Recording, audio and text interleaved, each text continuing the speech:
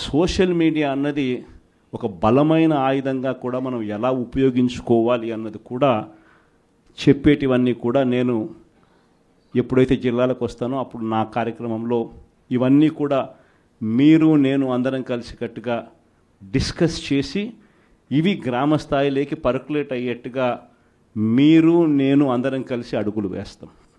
ఎందుకనంటే ఈరోజు మనం యుద్ధం చేసేది ఒక చంద్రబాబుతో కాదు, ఒక ఈనాడు, ఒక ఆంధ్రజ్యోతి, ఒక TV5 ఇలాంటి ఒక చెడిపోయిన ఒక సామ్రాజ్యంతో యుద్ధం చేస్తూ ఉన్నాం.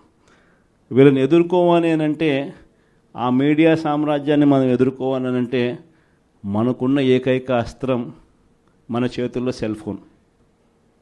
ప్రతి ఒక్కళ్ళం మనలో మన దగ్గర నుంచి మొదలెడితే గ్రామ స్థాయిలో ఉన్న ప్రతి విలేజ్ కమిటీ మెంబర్ దగ్గర నుంచి బూత్ కమిటీ మెంబర్ దాకా ప్రతి ఒక్కరికి కూడా వాళ్ళ ఫోన్ అనేది ఒక ఆయుధం కావాలి.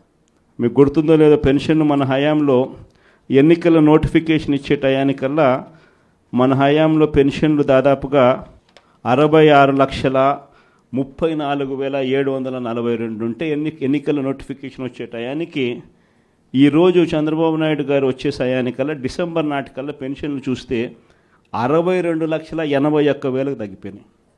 అంటే 3,53,000 పెన్షన్లు ఇప్పటికీ కటింగ్.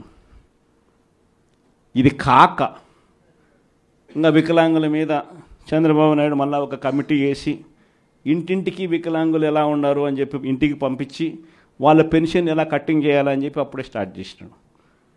అంటే ఈయన ఉద్దేశం ఈ మార్చి కల్లా ఇంకొక 3 లక్షల పెన్షన్ తగ్గించాలని.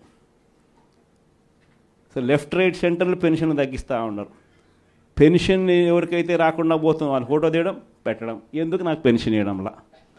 అలా మా స్కూళ్ళ పరిస్థితి ఏమిటి, మా కాలేజీల పరిస్థితి ఏమిటి, మా ఊరిలో ఉన్న హాస్పిటళ్ళ పరిస్థితి ఏమిటి అని ప్రతి విషయంలో కూడా